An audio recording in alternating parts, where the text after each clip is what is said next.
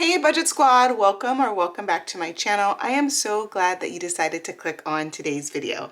If you are new, welcome. My name is Summer and I'm your budgeting bestie, and here on my channel I am documenting my journey to financial freedom, and I make videos on budgeting, paying off debt, saving money, and pretty much anything money related. If that is content that you're interested in, go ahead and give this video a thumbs up and consider hitting that subscribe button to join me on my financial journey. If you are a returning subscriber, thank you so much for coming back and joining me for another video. I truly appreciate your support.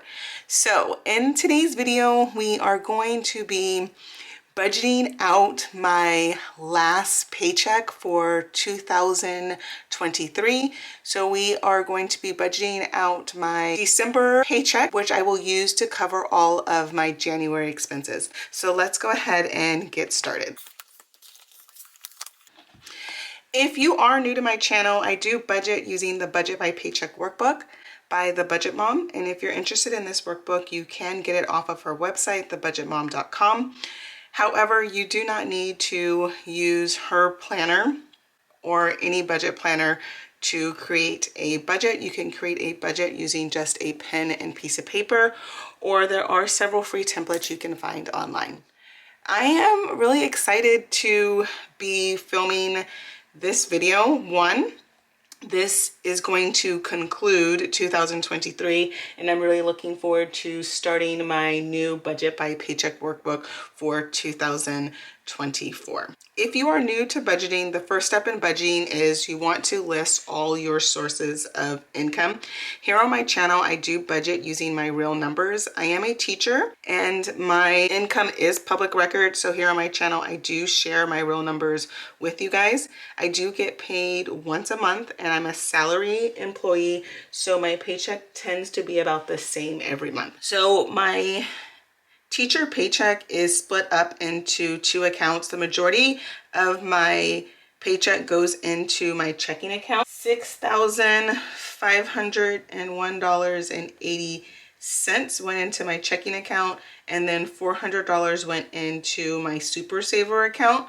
And then I do receive about $500 of extra income a month. For this paycheck budget tracker, we are going to be budgeting out my December 17th paycheck. My paycheck did come early this month. As a teacher in my district, I get paid on the last working day of the month. And since we went on Christmas break, my last working day was December 17th. However, I went ahead and took the money that was deposited on December 17th and moved it over to a savings account. That way I could save it for the end of the month when I would normally get paid. In the past, before budgeting, I did not do that, and it was hard because essentially I'm going to go 6 weeks without a paycheck. Now that I have my income sources, let's go ahead and add up my income sources to get my income total. So $6,501 plus $400 plus $500. My income for the month is going to be $7,401. So we're going to go ahead and put that amount on the income total line. And then the second step in budgeting is you want to go ahead and budget for all of your fixed expenses. Your fixed expenses are expenses that tend to stay about the same every month, and they tend to have a due date. Just to save time, I did go ahead and list all of my fixed expenses, but I will go over that with you now.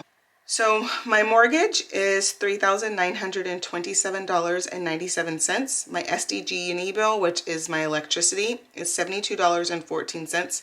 My cell phone is $147.59 a month. I do have AT&T internet for my home, and that is $59.95. I do have an Instant Ink subscription for my printer, and that is $6.99 a month. I have iCloud, which is extra storage for my cell phone. That is $2.99 a month. I do have a subscription to Epidemic Sound, which is $15 a month. USAA, which is my auto insurance, is $105.89. I do have a car wash subscription, which is $34.95. I did have a Banfield medical plan for my dog that did pass away, and because it is a yearly membership, and he passed away in the middle of the year. I am responsible for paying the amount of services that he had, so I will have 2 more payments to make, and then that will cover all of his services.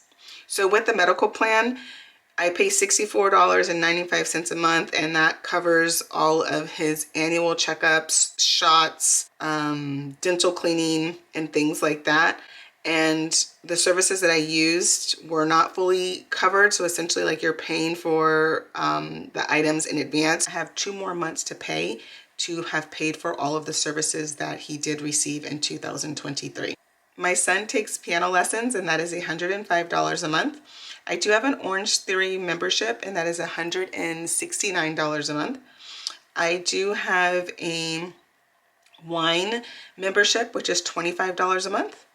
I pay $44 a month for my Peloton app. I do have Apple, which I believe is for my son's cell phone, and that is $51.39 a month. I have a School First personal loan, which is $249.72 a month. My Best Buy credit card is $29. And then I have classroom supplies, which is $100. I do have a Farm Box subscription where produce is delivered to my house. I do get 2 boxes a month, and that is $58. My HOA is $725 this month. This is an increase. Previously, my HOA was $417. It is going up in January to, I believe, $450. However, because there has been a lot of work done in my complex, the HOA has put a special assessment, so I'm going to have to pay a one-time amount of $250. I guess this year there were a lot of leaks and they are repairing the roof, so each homeowner is having to pay an extra $250. I do have an Aura Ring subscription, which is $5.99, and I do invest with American Funds, $150 a month. So now that I have all of my fixed expenses, let's go ahead and add up my fixed expenses to get my bill total. $3,927.97 plus $72.14 plus $147.59 plus $59.95 plus $6.99 plus $2.99 plus 15 plus 105.89 plus 34.95 plus 64.95 plus 105 plus 169 plus 25 plus 44 plus 51.39 plus 249.72 plus 29 plus 100 plus 58 plus $725 plus $5.99 plus $150. So my bills for the month come out to $6,150.52. I do use a dual calculator, so I love this calculator because if I needed, I can move this number down to the second screen, add up my numbers to make sure the 2 numbers match, which I know that they do. So I'm not going to do that. So let's go ahead and write my bill total on the bill total line. $6,150.52. Now we need to find out how much money we are going to be left with after my fixed expenses are paid. So $7,401. It's actually 80 cents. $7,401.80 minus my bill total of $6,150.52. That's not right. So if we take my income total of $7,401.80 and we subtract my bill total of $6,150.52, that means I am going to be left with $1,251.28. So we're going to go ahead and put that on our leftover line. So now that we've budgeted all of our fixed expenses, the next thing we need to budget for is our variable expenses. Variable expenses are expenses that change month to month. These are my cash envelopes. So I'm going to go ahead and put the leftover amount on the leftover line. So $1,251.28. So now let's go ahead and budget for my variable expenses. These do change month to month depending on what I have going on. This month for food, I am going to budget $300. This is significantly less than I usually budget. However, in January, I am going to be participating in the pantry / freezer challenge. So I'm going to be working on making meals around the items that I have in my pantry, my fridge, and my freezer. And then I will just go to the store to get some items that I may need, like eggs and fruits and vegetables. For gas, I'm going to budget its usual $300.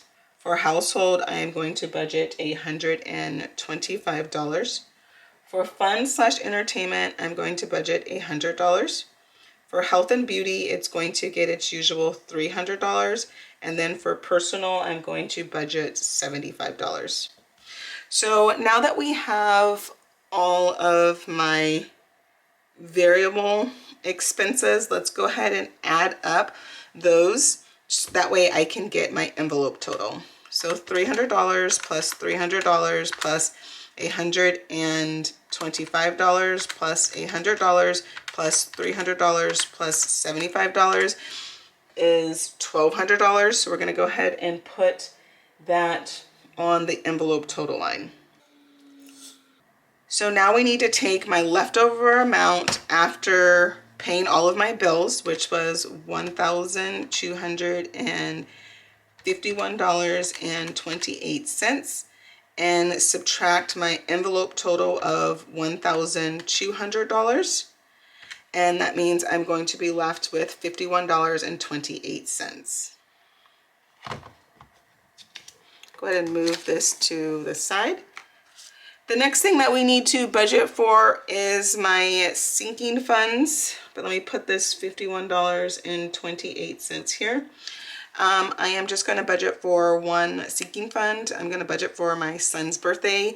He turns 15 tomorrow, January 1st, and I am going to give him $50.